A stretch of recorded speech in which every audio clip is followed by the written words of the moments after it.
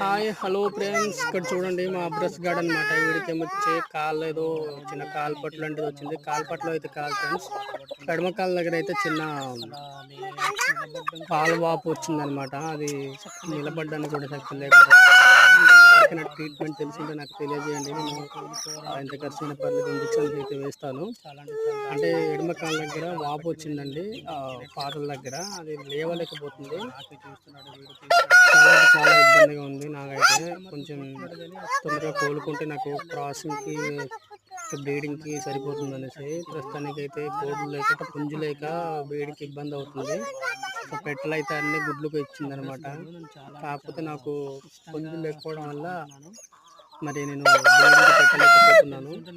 ఏదైనా తీసుకొద్దామంటే నాకు నచ్చిన బ్రీడ్ ఒక్కొక్కటే, నాకు నచ్చిన కలర్ కూడా ప్రస్తుతానికి అయితే. సో చాలా అంటే చాలా బాధ ఉంది. మీకు ఎవరైనా తెలిసి నాకు హెల్ప్ చేయండి ఫ్రెండ్స్.